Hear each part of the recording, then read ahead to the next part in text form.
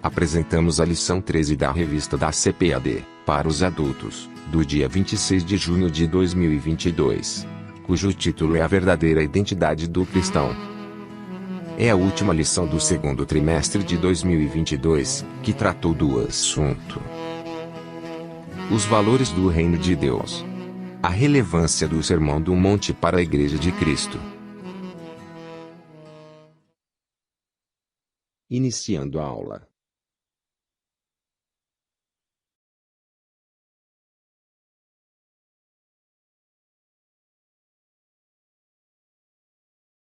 Introdução. Esta é a última lição a respeito do Sermão do Monte. Jesus mostra aos discípulos, e também a nós, que devemos fazer a diferença no mundo. E essa diferença não pode ser só de palavras, mas também em nosso modo de viver.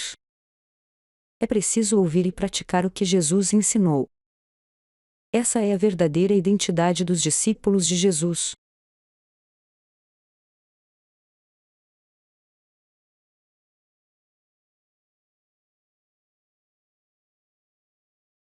Leitura bíblica em classe.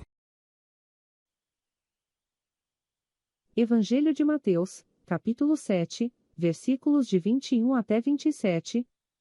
21. Nem todo o que me diz, Senhor, Senhor, entrará no reino dos céus, mas aquele que faz a vontade de meu Pai, que está nos céus. 22. Muitos me dirão naquele dia, Senhor, Senhor, não profetizamos nós em teu nome? E, em teu nome, não expulsamos demônios? E, em teu nome, não fizemos muitas maravilhas? 23. E, então, lhes direi abertamente, nunca vos conheci, apartai-vos de mim, vós que praticais a iniquidade. 24. Todo aquele, pois, que escuta estas minhas palavras e as pratica, assemelhá-lo-ei ao homem prudente, que edificou a sua casa sobre a rocha. 25. E desceu a chuva, e correram rios, e assopraram ventos, e combateram aquela casa, e não caiu, porque estava edificada sobre a rocha. 26. E aquele que ouve estas minhas palavras e as não cumpre, compará-lo-ei ao homem insensato, que edificou a sua casa sobre a areia. 27. E desceu a chuva, e correram rios, e assopraram ventos, e combateram aquela casa, e caiu, e foi grande a sua queda.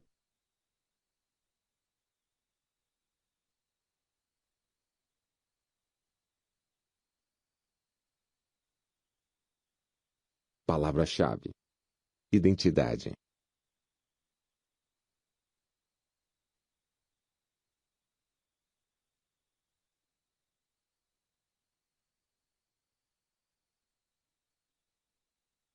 Texto áureo. Nem todo o que me diz, Senhor, Senhor, entrará no reino dos céus, mas sim, aquele que faz a vontade de meu Pai, que está nos céus. Evangelho de Mateus, capítulo 7, versículo 21.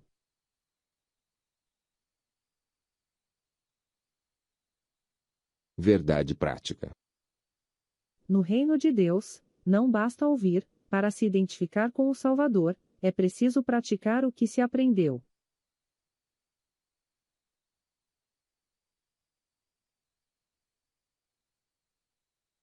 Hino da harpa número 77. Guarda o contato.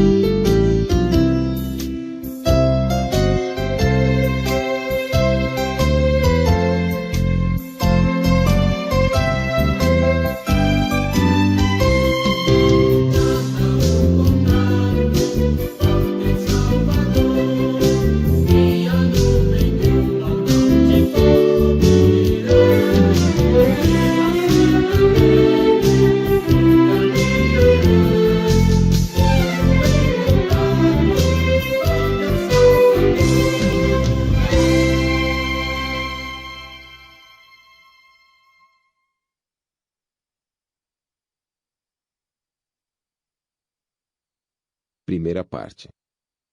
A condenação dos falsos seguidores de Jesus.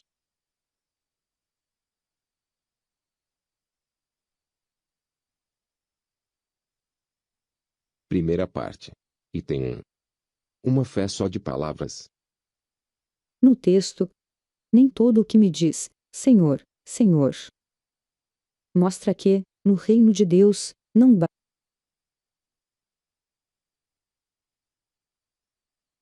basta expressar palavras em seu nome. É preciso colocar em prática o que se diz.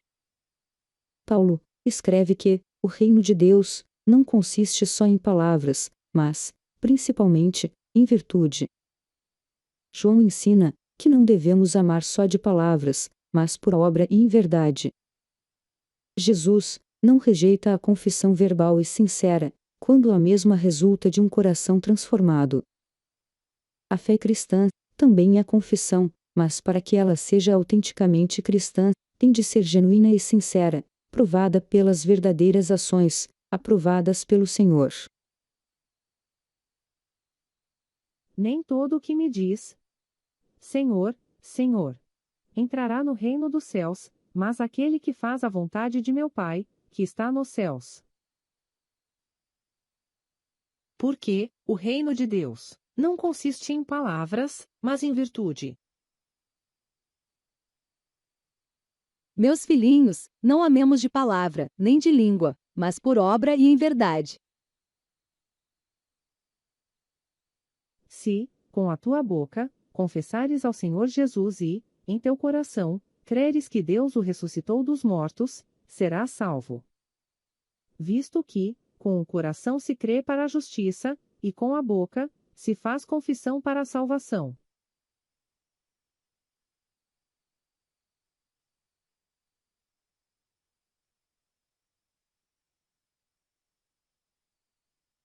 Primeira parte. Item 2. Os milagres não transformam o caráter. Muitos pensam que realizar grandes milagres ou desenvolver grandes ministérios em nome de Cristo é prova de fazer a vontade de Deus. Jesus, quando do seu ministério terreno, nunca se impressionou com elogios e lisonjas humanas. A Bíblia também rejeita a falsa piedade. Jesus nos ensinou que a pregação, os milagres e maravilhas realizados em seu nome, não são provas conclusivas de um verdadeiro discípulo seu. Cristo mostra que haverá condenação para os seus falsos seguidores, pois serão desmascarados e não entrarão para o céu. Devemos ter cuidado quanto aos movimentos que dão ênfase apenas em milagres e maravilhas, mas não cuidam do desenvolvimento do caráter cristão e não o edifica.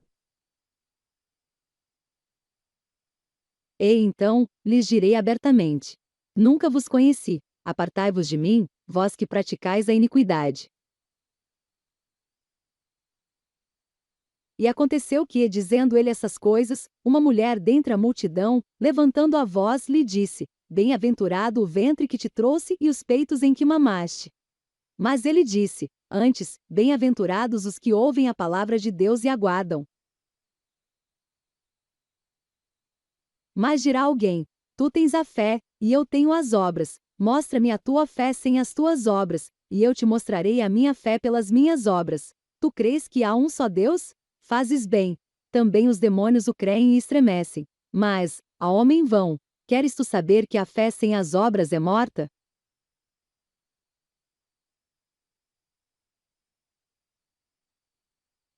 E quando o Filho do Homem vier em sua glória, e todos os santos anjos com ele, então se assentará no trono da sua glória, e todas as nações serão reunidas diante dele, e apartará os dos outros, como o pastor aparta dos bodes as ovelhas.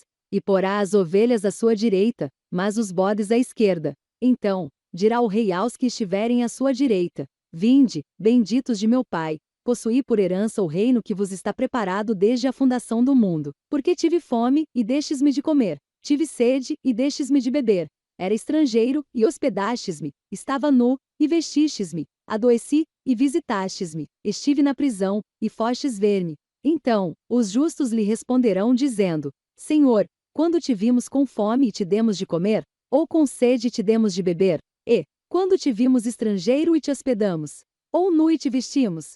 E, quando te vimos enfermo ou na prisão e fomos ver-te? E, respondendo o rei, lhes dirá: Em verdade vos digo que, quando fizestes a um destes meus pequeninos irmãos, a mim o fizestes. Então dirá também aos que estiverem à sua esquerda: Apartai-vos de mim, malditos, para o fogo eterno, preparado para o diabo e seus anjos. Porque tive fome, e não me destes de comer. Tive sede, e não me destes de beber. Sendo estrangeiro, não me recolhestes. Estando nu, não me vestistes. E estando enfermo e na prisão, não me visitastes. Então eles também lhe responderão, dizendo: Senhor, quando te vimos com fome, ou com sede, ou estrangeiro, ou nu, ou enfermo, ou na prisão e não te servimos? Então lhes responderá, dizendo: Em verdade vos digo que, quando a um destes pequeninos o não fizestes, não o fizestes a mim. E irão estes para o tormento eterno, mas os justos, para a vida eterna.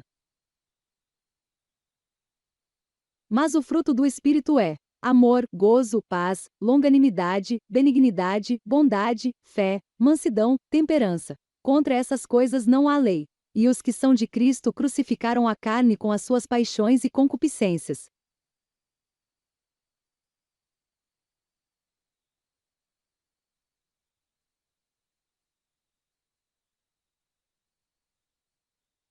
Primeira parte. Item 3. Fazendo a vontade do Pai. O verdadeiro discípulo de Cristo é o que vive em total obediência a Deus, fazendo sua vontade. Essa vontade, aqui, vem do grego, telema. Significa uma determinação, no sentido de desejo, prazer ou grande vontade. Fazer a vontade do Pai é obedecer com determinação os seus preceitos, a sua palavra. Jesus sempre nos mostrou como fazer a vontade de Deus, sendo sempre obediente. Essa é uma condição exigida pelo Pai para entrar em seu reino. Devemos fugir do pecado, pois essa é a vontade de Deus. Nossa oração deve ser: seja feita a tua vontade. O Espírito Santo deve produzir em nós o verdadeiro caráter de Cristo. Nossa oração deve ser como a do salmista: ensina-me a fazer a tua vontade, pois tu és o meu Deus, guie-me o teu bom espírito por terreno plano. Porque qualquer que fizer a vontade de meu Pai que está nos céus, este é meu irmão, e irmã, e mãe. Tema. Tema. E indo um pouco adiante, prostrou-se sobre o seu rosto, orando e dizendo: Meu Pai, se é possível, passa de mim este cálice. Todavia não seja como eu quero, mas como tu queres.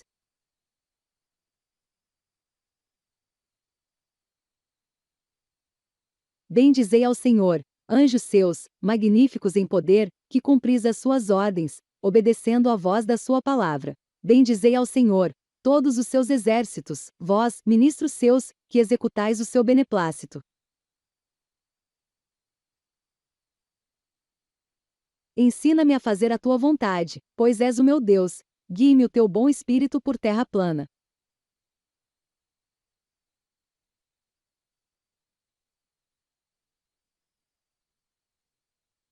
Segunda parte.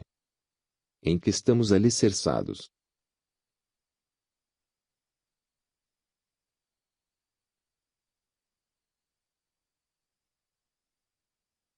Segunda parte.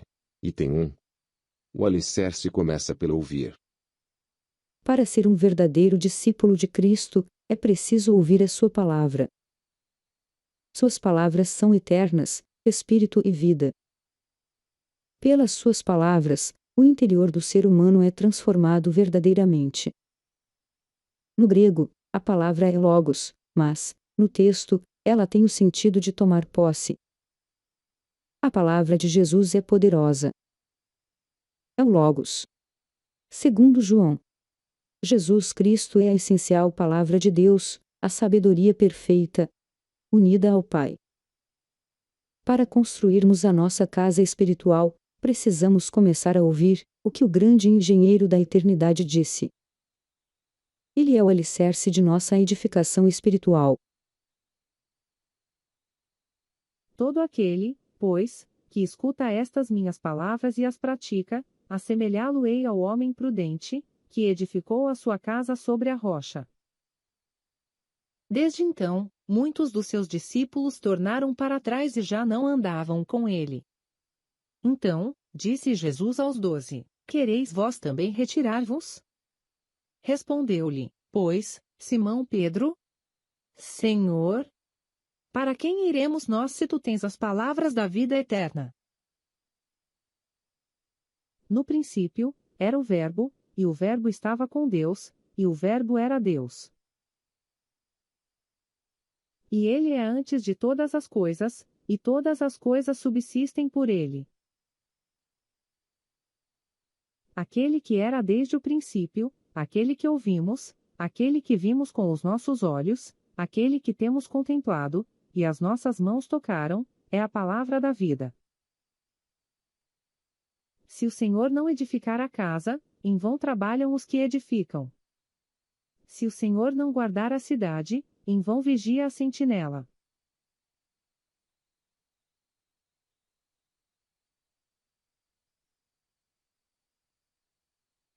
Segunda parte. Item 2.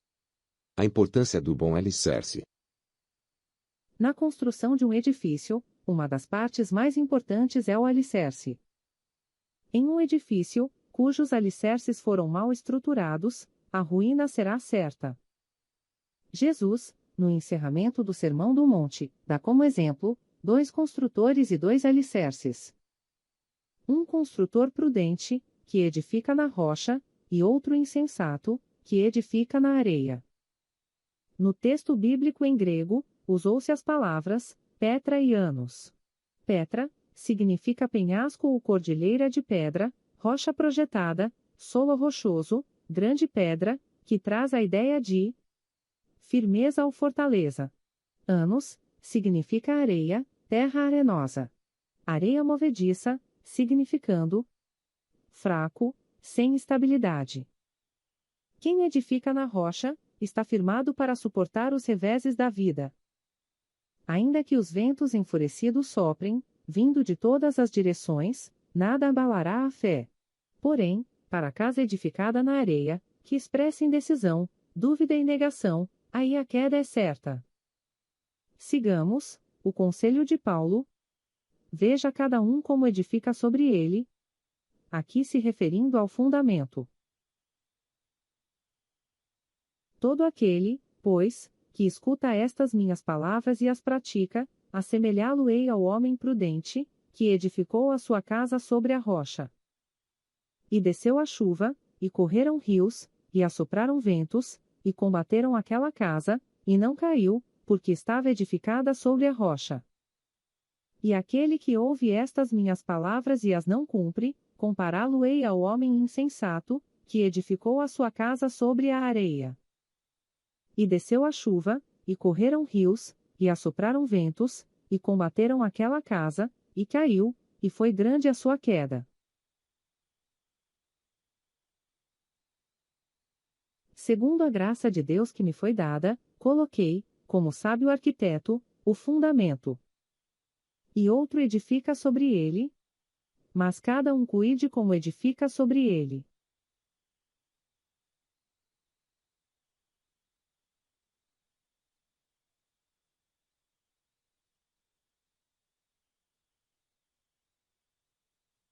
Segunda parte. Item 3. A relevância do praticar. Escutar e praticar as palavras de Cristo são as provas de que o discípulo está pronto para viver em plena obediência a Deus. Jesus chamou, ao que ouve e pratica, de construtor prudente. No grego, pronimos, quer dizer, inteligente, sábio. Quem é prudente não fundamenta a sua vida nos argumentos falíveis humanos, mas na grande rocha eterna que é o Senhor Jesus. O construtor insensato ouve, mas não pratica os ensinos do Mestre. No grego, aqui, moros, aparece com o significado de tolo, ímpio e incrédulo, pois os que agem assim não atentam para as palavras de Jesus. O prudente procura agir corretamente, de acordo com o que ouviu. O insensato ouve, mas despreza o ensino de Cristo, não colocando em prática. Com que tipo de pessoa do Sermão do Monte você mais se identifica? Sobre qual fundamento você tem edificado?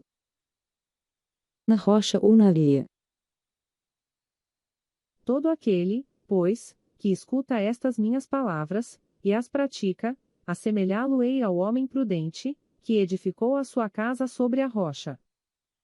E aquele que ouve estas minhas palavras, e não as cumpre, compará-lo-ei ao homem insensato, que edificou a sua casa sobre a areia.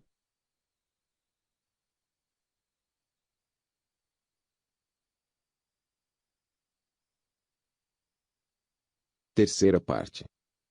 Jesus, a nossa verdadeira identidade.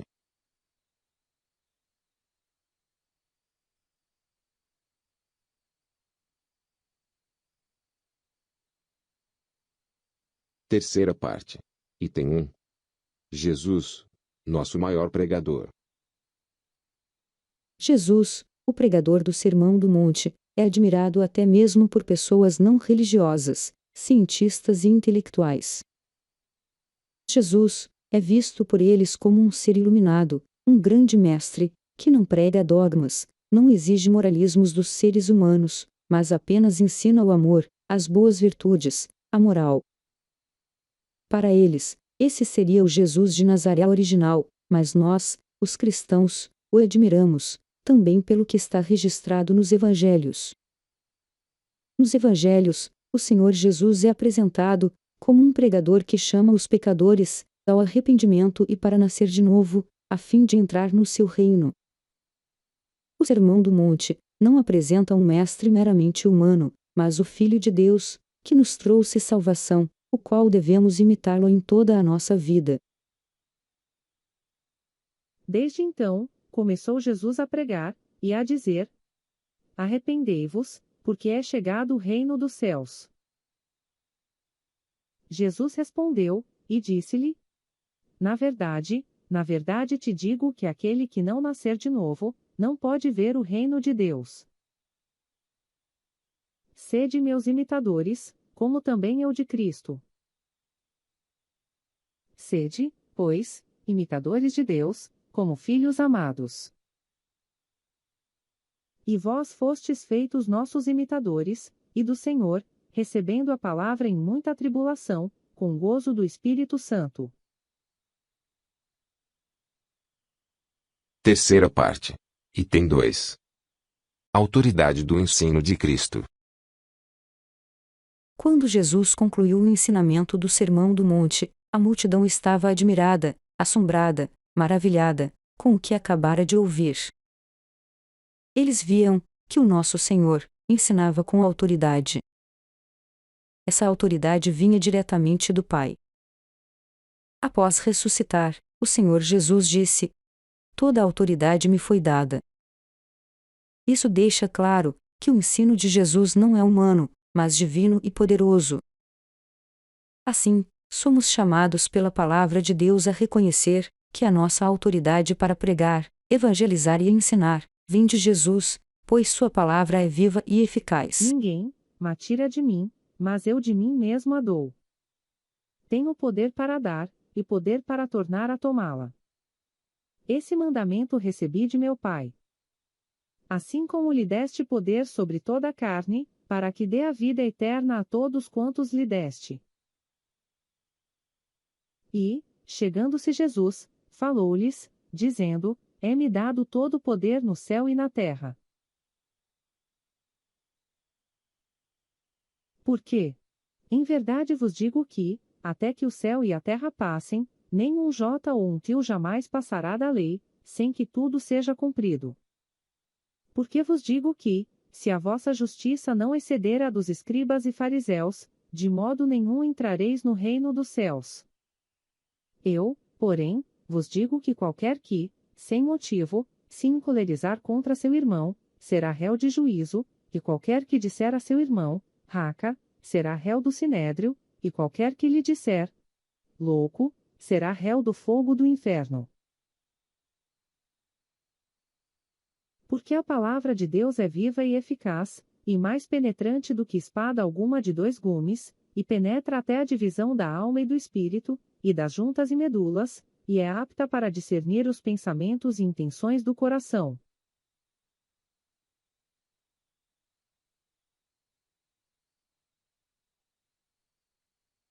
Terceira parte. Item 3. Jesus como nossa identidade. Em Apocalipse, o apóstolo João disse que quando o Senhor Jesus se manifestar, o veremos e seremos semelhantes a ele.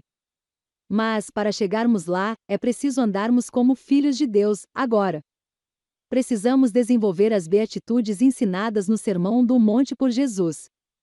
Precisamos continuar sendo sal e luz neste mundo, priorizando a justiça de Deus, vivenciando o amor de Cristo, orando, jejuando, ofertando de maneira sincera. Só assim, vamos nos identificando cada vez mais com Jesus e formando a nossa verdadeira identidade. Assim, seremos chamados a entrar pela porta estreita, produzir frutos verdadeiros, rejeitar o formalismo e procurar fazer a vontade de Deus com verdade. Essa tem sido a sua identidade? Conclusão. O ensinamento do Sermão do Monte é para ser posto em prática, não apenas para ser admirado ou debatido. A sua preciosidade só pode ser provada verdadeiramente quando praticamos o que o sermão nos ensina. Só assim, veremos o quanto a virtude do reino de Deus tem um padrão elevado e celestial. Sua ética não é deste mundo, mas do céu. Para vivê-la, é preciso ter o caráter transformado, a fim de que, com o nosso modo de viver, glorifiquemos a Deus.